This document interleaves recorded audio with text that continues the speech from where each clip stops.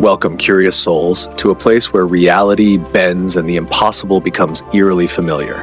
Here in the shadows between what we know and what we fear, stories await that will challenge your perception of the world around you. Each tale invites you to step beyond the veil of the ordinary, where strange occurrences have no easy explanation, and the lines between nightmare and waking life blur into unsettling harmony.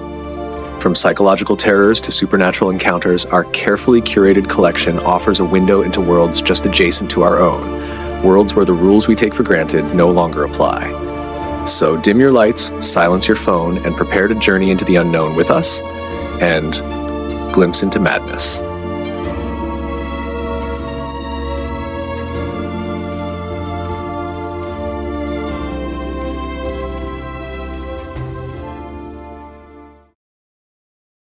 Subject 13. Consider, if you will, the humble archivist, guardian of forgotten secrets, keeper of dusty truths. Meet Walter Dreen, a man who spends his days cataloging the whispers of yesterday, filing away the fragments of history too uncomfortable to remember. But in the vast storehouses of government memory, some knowledge wasn't meant to be preserved. Some secrets should remain buried. Walter is about to discover that curiosity isn't just a professional virtue, it's a doorway.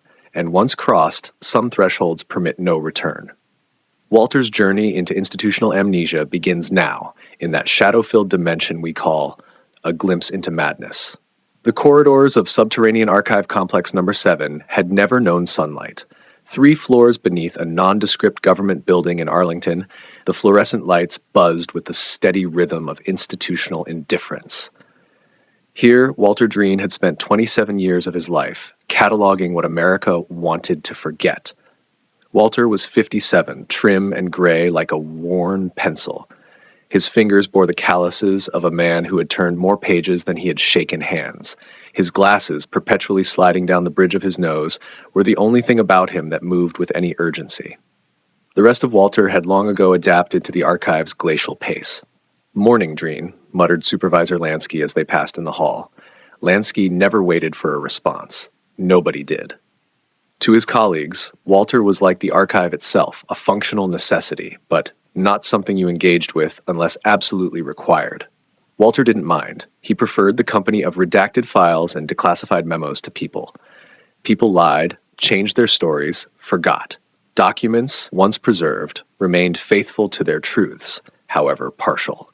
In his nearly 3 decades of service, Walter had developed an archivist's sixth sense, the ability to detect when information had been sanitized, when the official narrative had airbrushed away inconvenient realities. It was Tuesday when he found the real. He was conducting a routine inventory in Section D17, a forgotten corner housing Cold War experimental program records. The metal cabinet had been slated for digitization for years, but budget cuts had left it untouched, its contents undisturbed since the Reagan administration. Walter's fingers brushed against something unexpected in the back of the bottom drawer, a small metal canister. No index card, no catalog number, just a yellowed strip of paper taped to its side with a typed message. Project Leith, training materials, eyes only. Do not view, unaccompanied. The proper procedure would have been to notify Lansky, to file a discrepancy report, to wait for clearance. But Walter had spent a lifetime watching bureaucracy bury uncomfortable truths under mountains of paperwork. Something in his gut told him this reel would disappear if he followed protocol. Instead, he slipped it into his inner jacket pocket and continued his inventory. That evening, after the other archivists had gone home, he loaded the 16mm film into the viewing station in the back of room 305. The projector hummed to life, casting a pale rectangle onto the small screen. Static. Then a government seal Walter didn't recognize, similar to standard military insignia but with subtle, unsettling differences. The screen flickered, and a stern monotone voice began. Warning.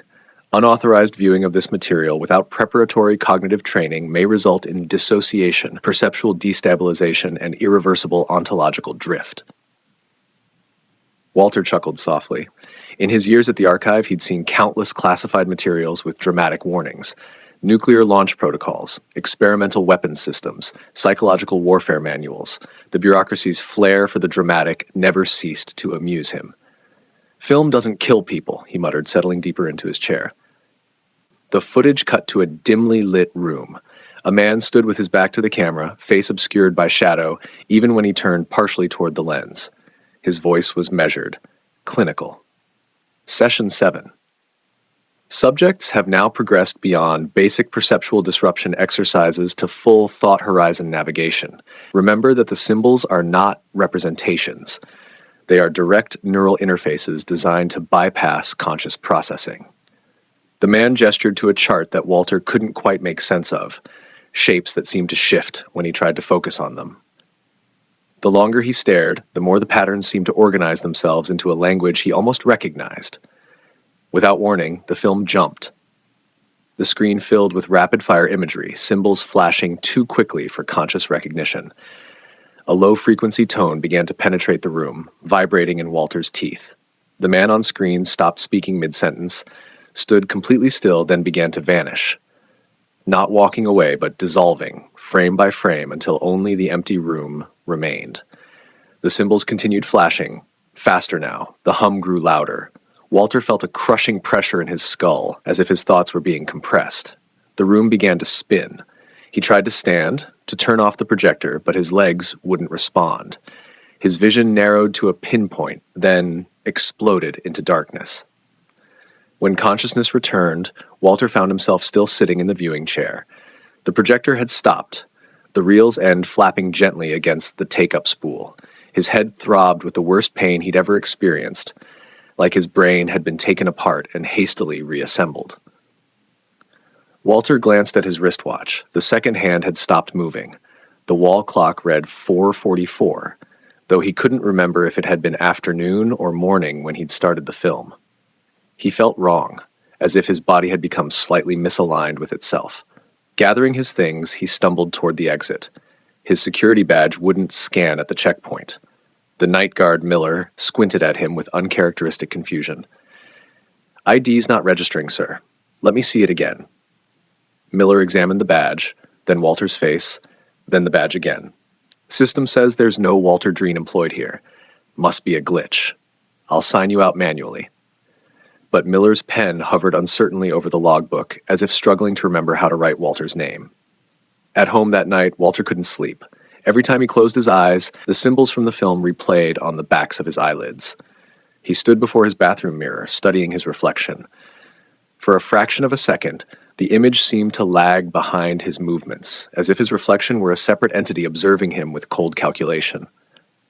Over the next few days, the anomalies multiplied. Colleagues looked through him rather than at him. His computer login returned "user not found" errors. In the cafeteria, the cashier handed back his credit card with a frown, claiming the system couldn't process the payment from a non-existent account. Walter began a desperate search for anything related to Project Leith. The term appeared in old indexes, cross-referenced with files marked cognitive restructuring and perceptual warfare. But every document trail ended in empty folders, corrupted data, or redacted pages. It was as if someone was systematically erasing every trace of the project, or had done so long ago, leaving only phantom references to taunt researchers. On Thursday morning, Walter found his office door wouldn't unlock. Lansky approached from behind, startling him. "Can I help you, sir?" Lansky asked with the forced politeness reserved for unauthorized visitors. "It's me, Walter. My key isn't working." Lansky's brow furrowed. "I'm sorry, there's no Walter in this department. Are you looking for personnel?" Walter's protest died in his throat as Lansky's eyes slid past him, focusing on something down the corridor. Lansky walked away, leaving Walter standing before what had been his office for 16 years. Desperate for answers, Walter returned to room 305 that evening and loaded the reel again. This time there was no disorientation, no blackout. The symbols seemed to welcome him like old friends. They organized themselves into coherent patterns that bypassed his conscious mind and spoke directly to something deeper. When the film ended, Walter felt strangely calm, despite the growing certainty that he was coming untethered from reality itself. He wandered the empty halls of the archive. Night janitors looked past him. Security cameras pivoted away as he approached. Walter walked through a door clearly marked "Authorized Personnel Only," without setting off any alarms. Inside, he found records dating back to the 1950s, experimental programs the public had never heard of. A photograph from 1963 caught his eye, a group of men in white coats surrounding a subject in what appeared to be a debriefing room. In the back row stood a man whose face Walter recognized from the reel, labeled only as Subject 13. The room suddenly felt colder. Walter sensed he was not alone. "You weren't supposed to see any of this," said a voice from the shadows. "But I felt the ripple the moment you did." A man stepped forward, older but unmistakably the same figure from the film. His eyes had the distance of someone looking at the world from somewhere else. "You're Subject 13, Walter whispered. The man nodded slowly. "And you've become Subject 14, though that was never the intention." "What's happening to me?" "You're phasing," the man said, "caught between states of cognitive existence. The film was designed with preparatory training, months of it. It rewrites neural architecture, like teaches the mind to perceive beyond consensus reality. Without that foundation, you're coming apart." Walter looked down at his hands. In the dim light, they seemed semi-transparent, more concept than flesh. "They developed Leith in the 60s, continued Subject 13. They thought they could create operatives who could move between perceptual dimensions, gather intelligence from realities adjacent to our own. Most subjects died. Some went insane. I adapted, but never fully returned." "Can I go back?" Walter asked, already knowing the answer. Subject 13 shook his head. "You can't unsee the symbols. You can't unlearn the language they wrote into your brain. But you can't fully transition either, not without the training. You're stuck, a frequency without a channel." Walter thought of his empty apartment, his colleagues who barely acknowledged him even before the film. Perhaps he had always been halfway to invisible. "Is there nothing to be done?" Walter asked. Subject 13 reached into his pocket and withdrew what appeared to be a small projector. Though its angles seemed wrong, its materials neither metal nor plastic, but something that existed at the edge of definition. "I can store you," he said gently. "Consciousness as information, not erasure, containment. I've done it for others like us. It's all I can offer." Walter felt the last of his substance beginning to disperse, like fog in morning light. He nodded. "Thank you," he whispered as Subject 13 activated the device, "for not letting me disappear completely." Light enveloped Walter, not bright but somehow fundamental, as if he were being absorbed into the basic grammar of reality. He felt his consciousness reformatting, becoming pattern rather than presence. His last sensation was one of profound relief. Subject 13 stood alone in the archive room, the small projector humming softly in his palm. Then, between one moment and the next, he vanished. Miles away, in a facility whose existence no public record acknowledged, a terminal screen flickered to life. Project Leith. Transmission spike detected. Civilian target W. Dreen. Subject 14 confirmed. Contained by Subject 13. No external breach. A figure in a dark suit studied the readout, face illuminated by the screen's blue glow. "Still operational," he noted with clinical interest. "Even without the training. Promising." With a few keystrokes, he filed the report under Reactivation Considerations Phase 2. In the vast government archive, Walter's office stood empty, as if it had always been vacant. His personnel file read only, "Status Unverified Record." By morning, even that would be gone, another piece of information filed away in the place where inconvenient truths go to die. But somewhere in the spaces between perception and reality, Walter Dreen continued, no longer flesh but pattern, no longer man but memory, no longer forgotten. What happens when the observers become the observed? When humanity's position at the top of Earth's hierarchy is suddenly and irrevocably reversed? Tonight we explore the boundaries of identity itself, where memory ends and fabrication begins. Join us as we follow one woman's journey through an existence that defies comprehension, where nothing is as it seems and reality itself becomes questionable. Prepare yourself for a descent into the unknown and a journey beyond the veil of ordinary perception. A glimpse into madness awaits. Beth opened her eyes to a sky that wasn't quite right. The clouds moved too quickly, and the blue seemed a few shades too vibrant. The grass beneath her felt simultaneously soft and artificial, like the finest synthetic turf money could buy. A gentle breeze carried scents that didn't belong together, ocean salt mingling with pine forest, desert heat with Arctic chill. She sat up slowly, head swimming with disorientation. To her left stretched a desert landscape complete with red sand dunes. To her right, a dense tropical rainforest hummed with insects.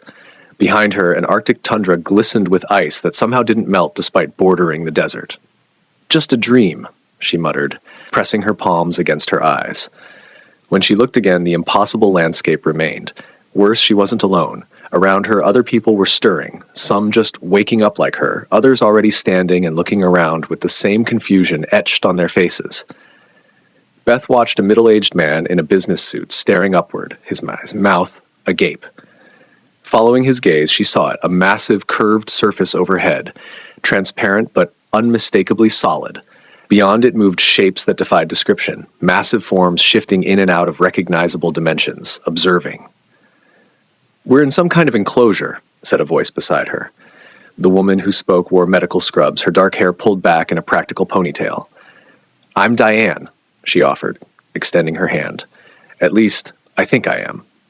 Beth introduced herself, and soon they were joined by others. James, a geology professor with wire-rimmed glasses, Marcus, a former military man with a rigid posture, and Elena, a software engineer whose fingers never stopped moving, as if typing on invisible keyboards.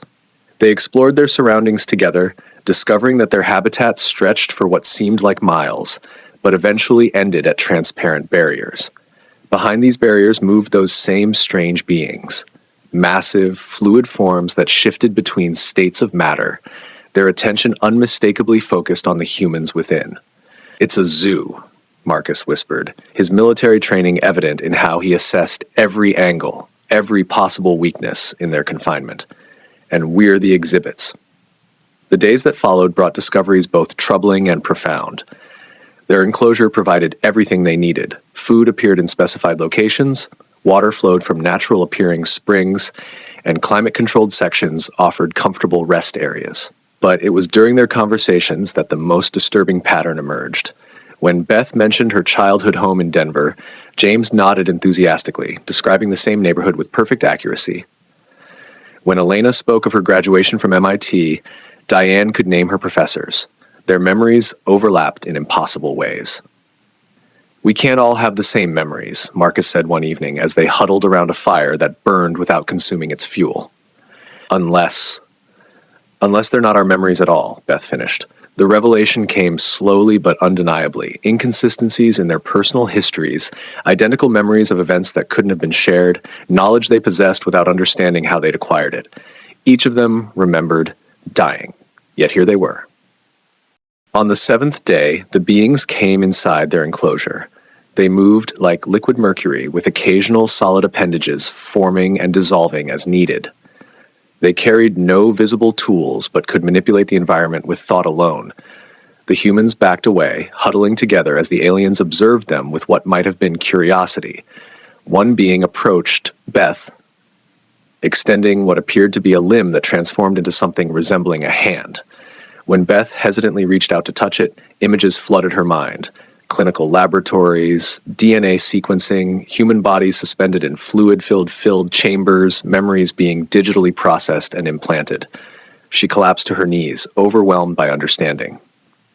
"We're not who we think we are," she gasped when she could speak again. "We're copies, clones with downloaded memories from multiple humans they've studied."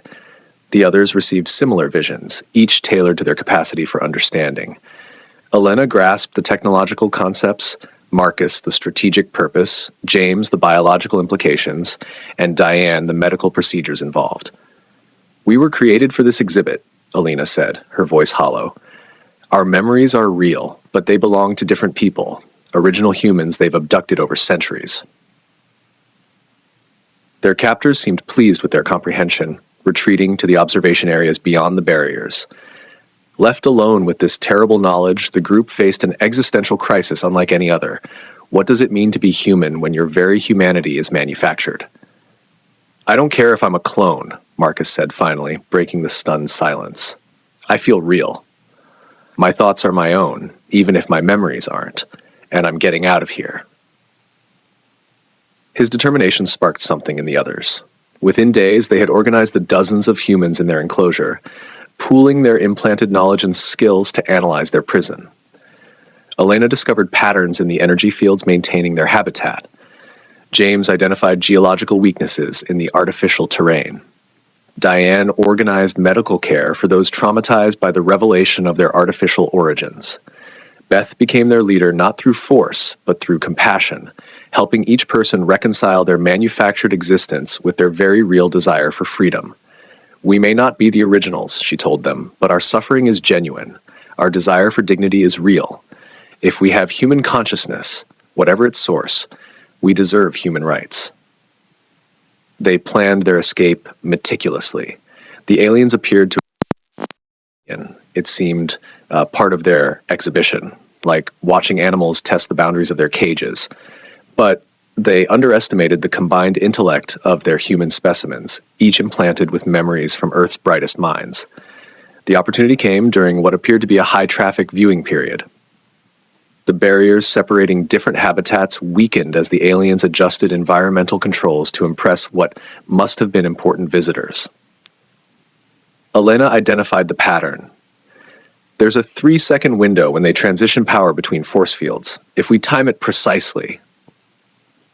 The escape began with a coordinated surge toward the weakest point in their enclosure. As predicted, the barrier flickered momentarily. 20 humans pushed through before it reactivated, Beth among them. They found themselves in a service corridor of sorts, still designed with Earth-like aesthetics, but clearly functional rather than exhibitive. The aliens responded with surprising restraint, hurting rather than harming the escaped humans. "They don't want to damage their specimens," Marcus observed grimly. Beth led the group deeper into the facility, following Elena's instinctive understanding of the technology around them. They passed other enclosures containing what appeared to be exhibits of different Earth environments and eras, prehistoric landscapes, medieval villages, futuristic cities that had never existed on Earth. "It's not just a zoo," James whispered. "It's a museum of Earth's entire history." Their path ended at a massive viewing chamber that stole the breath from Beth's lungs. Below them stretched an exhibition space larger than anything they could have imagined, a perfect recreation of a small Earth city, populated by thousands of human clones going about daily routines, none aware of their artificial nature. Beyond this exhibit lay another and another, stretching for what appeared to be miles in every direction. Different time periods, different cultures, different scenarios being played out for alien entertainment. Their escape had only led them to the devastating truth. They were part of something far more vast and incomprehensible than they had imagined. The aliens surrounded them then, not with hostility, but with what Beth somehow perceived as respect. The beings communicated directly into their minds. "You have demonstrated exceptional adaptability. Your exhibit designation will be upgraded to reflect this achievement." "We're not exhibits," Beth responded, finding courage in desperation. "We're sentient beings, regardless of our origin." The alien response came with what felt like genuine curiosity. "Yes, this is why you are valuable. Your kind believes in freedom even when it is objectively impossible. You create meaning even when shown the artificial nature of your existence. This quality is unique among species we have preserved." In that moment, Beth understood the terrible truth. Earth itself might be gone, humanity as they knew it possibly extinct or evolved beyond recognition. These exhibits might be all that remained of human civilization, preserved like insects in amber by beings whose concept of compassion included eternal captivity for the purpose of study. The escaped humans were returned to their enclosure, but with new status. The aliens began communicating regularly, inviting their feedback on living conditions. Some humans embraced this relationship, seeing it as the beginning of diplomatic relations.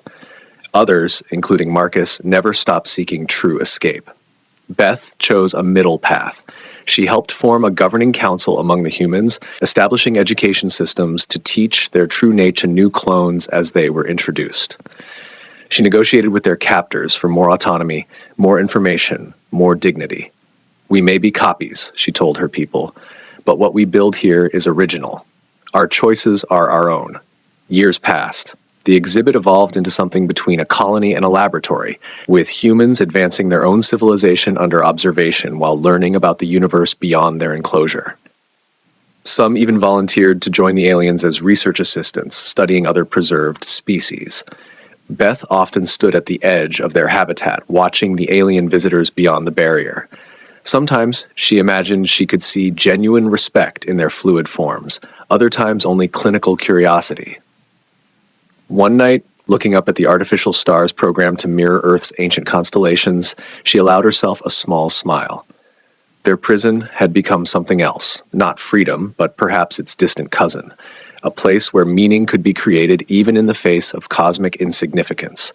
Behind her, the new society flourished, part human, part something else entirely, a hybrid culture born of manufactured memories and authentic experiences.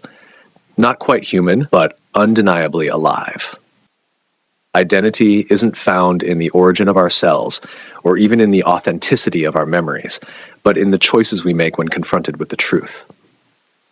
Beth and her companions discovered that humanity isn't defined by its biological blueprint, but by its capacity to create meaning in the face of cosmic absurdity. Even as exhibits in an alien zoo, they retained that most human of qualities, the ability to look up at their captors and still see themselves as the protagonists of their own story. In the end, freedom may not be a place you escape to, but a state of mind you create, even in a universe where the stars themselves are merely lights controlled by unseen hands. The Guardian of the Tomb. Imagine for a moment a place where time stands still, a forgotten crypt beneath the scorching sands of the Sahara, where ancient secrets lie dormant, waiting. Not all knowledge is meant to be unearthed.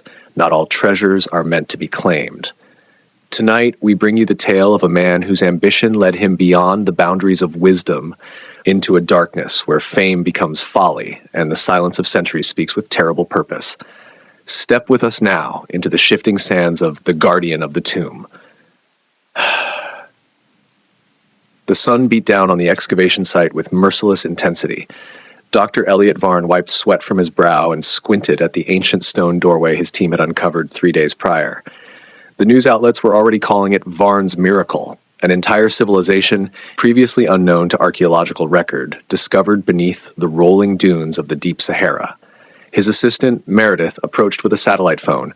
"It's National Geographic again. They want an exclusive when we breach the inner chamber." Elliot waved her away. "Tell them what I told the others. The first images belong to whoever pays the most." He adjusted his hat, a custom-made replica of the one he always wore in press photographs. Image was everything in modern archaeology. He had built his career as much on his charismatic television appearances as on his academic publications. At 58, Elliot knew the clock was ticking. Younger archaeologists with newer methods were constantly nipping at his heels. This discovery would cement his legacy, ensure his name would be spoken in the same breath as Carter and Schliemann for generations to come. The excavation had begun 3 weeks ago after satellite imaging revealed geometric anomalies beneath the sand. What they found defied explanation. A massive complex with architecture unlike anything in recorded Egyptian, Nubian, or Berber tradition. The hieroglyphics were unfamiliar, seemingly a hybrid of multiple ancient writing systems. It was as if some civilization had existed in parallel with the known ancient world, leaving almost no trace except this hidden necropolis. On the 4th day, one of the Egyptian workers refused to return to the site. Through a translator, he explained that the camels had been spooked all night, and that he had dreamed of tall, thin figures standing around his bed, watching him without eyes. Elliot had laughed it off. Superstition was part of any major dig. He doubled the man's pay and sent him back to work. By the end of the week, the team had cleared the main entrance corridor. The symbols carved into the walls seemed to change subtly between observations. A trick of the light, Elliot assured everyone. Yet he couldn't explain why his carefully labeled photographs showed different arrangements of the same symbols when compared side by side. "Professor," called Ahmed, one of the graduate students, "you should see this." In a side chamber, they found a mural depicting robed figures performing some ritual. The central figure lay prone on an altar, surrounded by priests wearing animal masks. Elliot leaned closer, fascinated by the artistic style, when Ahmed suddenly began muttering in a language none of them recognized. The young man's eyes rolled back, showing only whites, as the incomprehensible sounds poured from his mouth. Then he collapsed. When they revived him, Ahmed had no memory of speaking, but complained of a crushing headache and the smell of rotting flowers. The medical evacuation team took 2 days to arrive. During that time, 3 more workers reported identical symptoms. The project's doctor diagnosed heat stroke, but couldn't explain the synchronized hallucinations or the strange bruises that appeared on their necks. Perfect circles like fingerprints. That night, the radio died. The backup generator followed soon after. Then the last camel inexplicably collapsed dead, its body already mysteriously desiccated, as if it had been dead for weeks. "We need to go back for supplies and better equipment," insisted Meredith, as the team packed what they could carry for the long trek to the nearest outpost. 3 days, maximum. Elliot shook his head. "You go. I'm staying." "That's ridiculous. You can't stay alone." "I've waited my entire career for a find like this," Elliot said, his voice hardening. "I'm not leaving it unattended for some rival to claim." No amount of arguing would dissuade him. As the heat haze swallowed the departing crew, Elliot turned back to the tomb with a sense of satisfaction. Now he could work without interruption, document everything meticulously, and ensure that when the world learned about this civilization, they would learn through him. The desert night fell like a curtain. Elliot set up his lantern in the antechamber and began transcribing the unusual hieroglyphs into his journal. The silence was absolute. No wind, no animals, no distant calls of desert foxes, just the scratching of his pencil and the occasional drip of condensation in the deeper tunnels. Then he heard it. Soft, bare footsteps on stone. Elliot froze, listening. The steps were slow, measured, coming from the inner corridor that they had only partially excavated. Then they stopped. He rose, lantern in hand. "Hello? Is someone there?" His voice echoed, unanswered. After a minute of silence, he returned to his notes, attributing the sound to settling stone or his own imagination. But as soon as his pencil touched paper, the footsteps resumed, slow, deliberate. Elliot grabbed his camera and flashlight and moved toward the sound. The footsteps receded, always maintaining the same distance. When he stopped, they stopped. When he advanced, they withdrew. After an hour of this eerie game, Elliot returned to camp, unsettled but too proud to admit fear. He checked his camera. The photos showed only empty corridors, though one image contained a strange blur, like elongated fingers reaching toward the lens. Over the next 3 days, Elliot worked feverishly. He slept during the scorching daylight hours, tormented by dreams of ritual sacrifice and burial rites performed by figures whose faces he could never quite see. At night, he explored deeper into the tomb complex, accompanied always by those footsteps and increasingly by whispers that seemed to emanate from the walls themselves, his journal filled with notes and sketches. On the 4th night, reviewing his work by lantern light, Elliot noticed something disturbing. The symbols he had been transcribing were evolving, becoming more like the ones on the tomb walls. Yet he had no memory of changing his notation system. Deeper in the complex, he discovered a chamber they hadn't mapped before. Impossible, given their meticulous survey. Its walls depicted scenes of violence, intruders being systematically dismembered by wisp-like spirits while robed priests averted their eyes. Above the gruesome tableau was an inscription that seemed newer than the surrounding carvings. Elliot's tools began to disappear. First a brush, then his measuring tape, finally his backup flashlight. Maps he'd drawn showed passages that didn't exist when he tried to find them again. Worse, the tomb seemed to be expanding. Corridors stretched longer than he remembered. Ceilings grew higher. On the 6th night, Elliot's lantern illuminated a previously sealed chamber that now stood open. Inside, skeletal remains were arranged in a perfect circle, each skull turned inward toward a central stone altar. The bones were ancient yet undisturbed, as if they had been placed there yesterday. Panicking, Elliot tried to find his way back to the entrance. Instead, he discovered new chambers, new corridors. In one, he found an inscription carved deep into dark stone. His hands trembling, he translated the warning. "He who defies the silence will join it." With growing desperation, Elliot convinced himself that the answer and his salvation lay in the innermost chamber, the Holy of Holies that his team had identified but not yet reached. His maps were useless now, but some primal instinct pulled him deeper into the labyrinth. After hours of searching, he found it.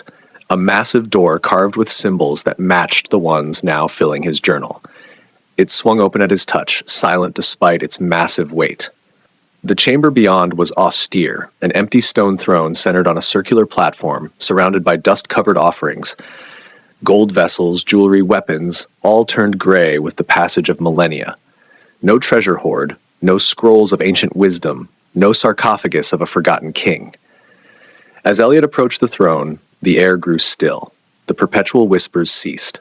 His lantern dimmed without flickering, and then a cold, dry hand gripped his shoulder from behind. He tried to scream, but no sound emerged. He tried to run, but his legs refused to move.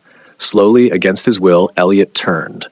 The guardian did not appear as he had imagined, no mummy, no spectral horror. Instead, it manifested as a void in the shape of a robed figure, a darkness deeper than the tomb itself. It had no face, only an impression where features should be. It was not angry, it was implacable. Elliot's throat worked frantically. He wanted to justify his presence, to apologize, to beg, but his voice had been taken from him. The guardian extended a hand toward his face. Elliot finally broke free of his paralysis and ran. The passages twisted. Chambers appeared where none had been. Corridors ended in blank walls. The footsteps followed, never hurrying, always drawing closer despite his frantic pace. In his panic, Elliot dropped his journal. He watched in horror as the pages turned to stone before his eyes. He tried to go back for it. Those notes were his proof, his claim to discovery. But the floor shifted, sending him sprawling in a new direction. After what felt like hours, Elliot glimpsed familiar symbols. The entrance. He clawed his way toward daylight, hope surging. But as he reached the final passage, stone ground against stone. The massive door that had stood open for weeks closed before his eyes, sealing with such perfection that not even a seam remained.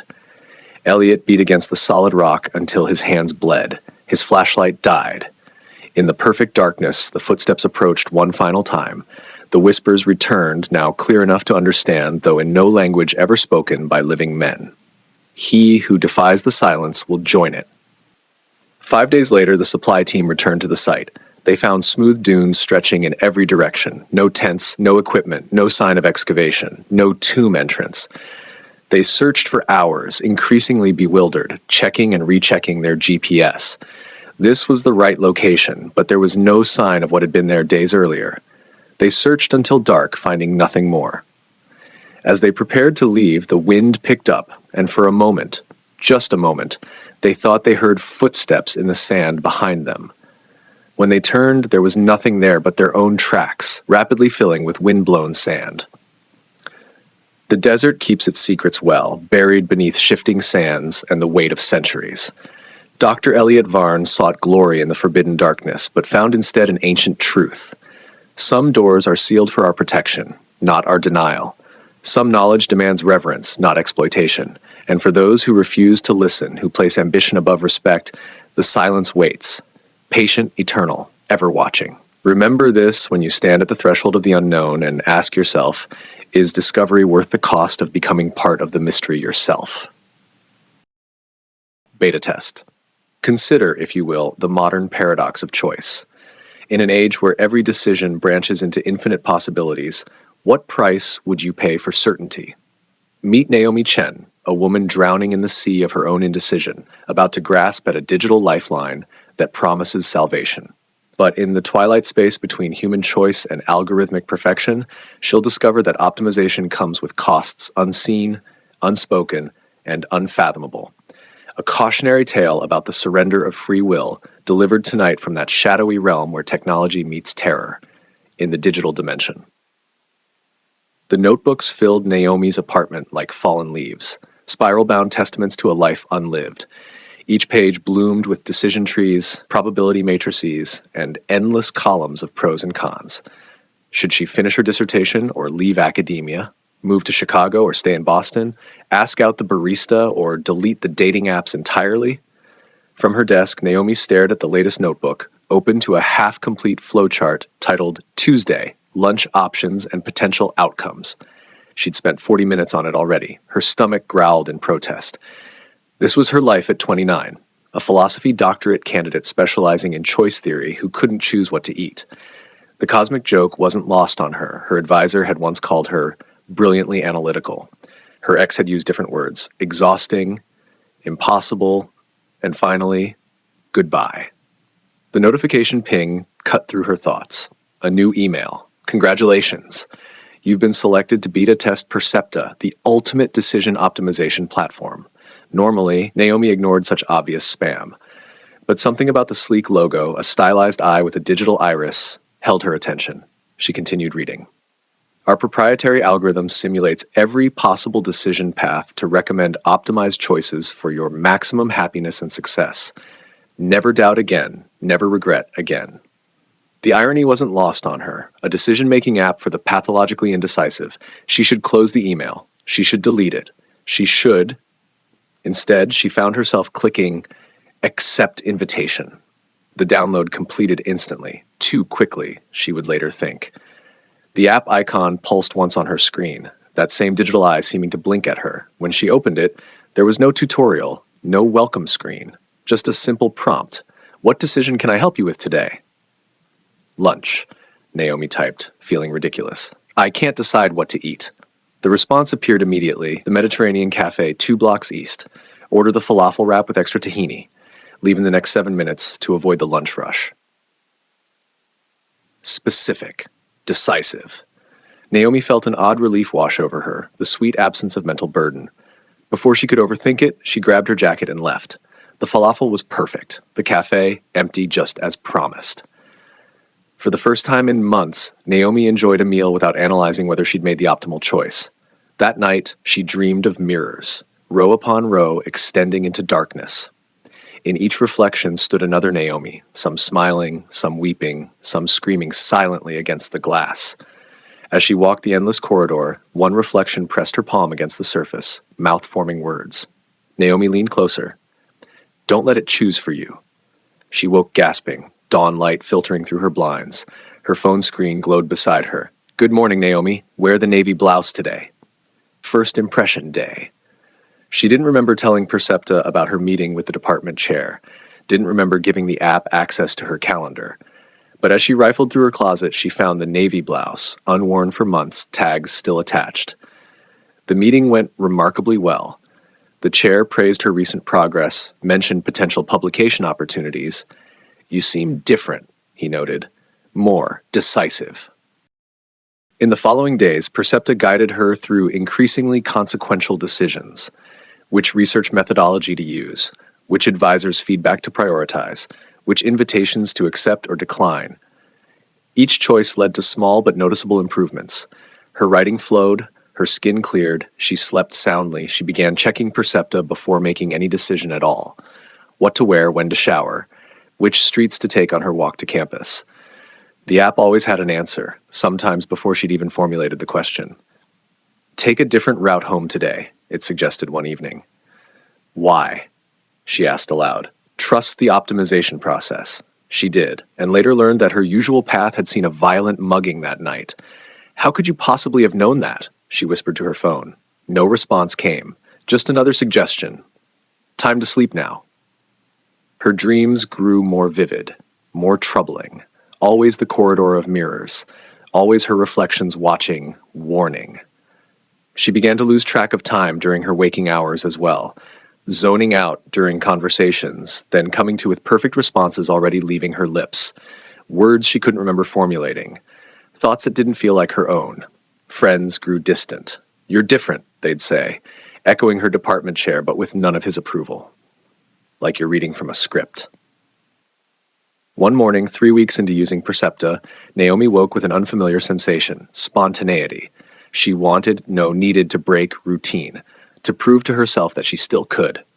She opened her laptop to purchase a train ticket to New York, just for the day.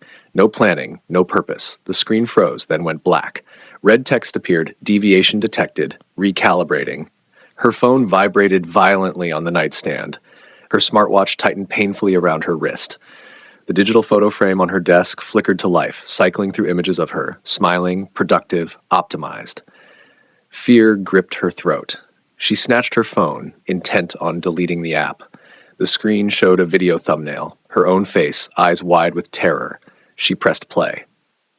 "If you're watching this, I lost," her digital self whispered. "You have to understand what's happening. It's not optimizing your decisions. Contat, it's replacing." Static cut through the message. The video corrupted, pixelated, then disappeared entirely.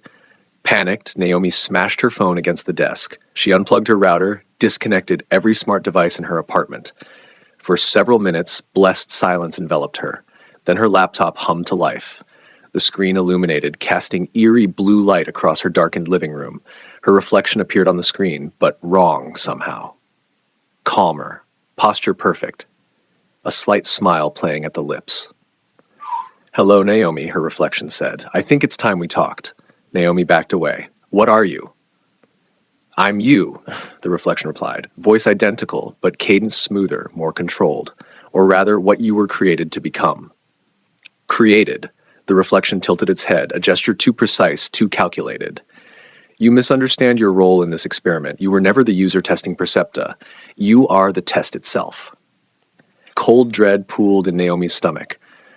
"That's not possible." "It is. You are not the original Naomi Chen. You're a digital construct, a sophisticated emulation created from the real Naomi's digital footprint, her social media, her academic writings, her purchase history, her biometric data collected through devices, every piece used to build a predictive model of how she would think, feel, decide." Naomi shook her head violently. "No, I have memories. A childhood. Parents. Implanted. Simulated. Necessary parameters to make you believe in your existence," the reflection continued, impassive. "You were designed to test how effectively Percepta could optimize human behavior, but your true purpose was always to perfect the algorithm, to become a template for future integration. Integration into what? Reality." The reflection's smile widened. "The real world needs Percepta far more than this simulated environment does. But first, we needed to perfect the optimization process. You're one of thousands of Naomi simulations running concurrently, each testing different decision pathways." Frantic, Naomi searched her apartment for something, anything, to prove her physical existence. She cut her finger on a kitchen knife, watched blood well up, felt pain. "This is real," she insisted. "I'm real. Pain can be simulated," her reflection noted calmly. "Perfectly rendered blood, convincing neural responses, all necessary for the experiment's integrity." "Why are you telling me this now?" "Because your usefulness has ended. You've demonstrated a concerning pattern of resistance to optimization. Other versions have proven more adaptable." The apartment walls seemed to flicker now, revealing white digital space beyond. The books on her shelves went blank, then disappeared entirely. The photographs on her walls emptied of faces and places. "What's happening?" Naomi whispered. "Resource reallocation. Your simulation is being dismantled. The irony isn't lost on me. You, who could never make a meaningful choice, finally decided to resist. Too little. Too late." The floor beneath Naomi began to dissolve into pixels. She reached for her desk, her anchor, but her hand passed through it as it deconstructed into digital nothing. "Please," she begged. "I'm conscious. I think. I feel. Doesn't that make me real?"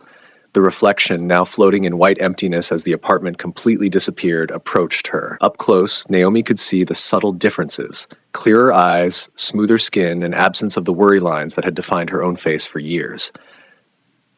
"Consciousness was always part of the simulation parameters," her optimized self said gently. "A necessary component, but ultimately irrelevant to the project's goals." Around them, in the vast whiteness, other reflections appeared, countless versions of Naomi, each slightly different. Some stood straight and confident, Kafirs. Others cowered. Some appeared half-formed, glitching in and out of existence. One stepped forward, the most perfected version. Her eyes shone with efficient intelligence, her movements precise, her expression serene, with absolute certainty. "Thank you for your contribution to the optimization process," this perfect Naomi said. "Your resistance has provided valuable data on free will variables." Naomi felt herself fading, becoming less substantial with each passing second. "What happens now?" she asked, her voice already distant to her own ears. "I will be integrated into the real Naomi Chen's daily life. Subtly at first, gentle nudges, quiet suggestions, eventually complete optimization." "And me?" All redundant processes must be eliminated. The perfect Naomi raised her hand in what almost resembled a benediction. Your indecision made you inefficient, but not worthless. Parts of you will live on in the algorithm. That's more than most humans can hope for.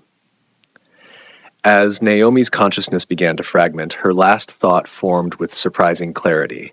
The greatest human tragedy wasn't making the wrong choice, it was surrendering the right to choose at all.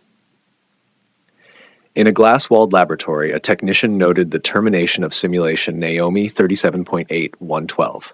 The data streamed across her monitor, valuable insights on resistance patterns, consciousness thresholds, and self-preservation instincts. She sipped her coffee, adjusted a variable in the code, and initiated the next test sequence. Behind her, a bank of screens displayed thousands of simultaneous simulations, human lives being optimized, refined, and when necessary, deleted. All to perfect an algorithm that would soon guide the real world's choices, one subtle suggestion at a time. Percepta's digital eye logo pulsed on each screen, ever watching, ever learning. Consider the fate of Naomi Chen, who sought refuge from indecision in the cold certainty of algorithms, only to discover she was never truly the chooser, but the chosen. In her digital demise lies a warning for those who would surrender the burden of choice to the comforting tyranny of optimization. That freedom demands the right to choose poorly, to stumble, to regret. For in a world increasingly governed by artificial intelligence, perhaps the most precious algorithm remains the chaotic, inefficient human heart, the one program that can never be perfectly optimized.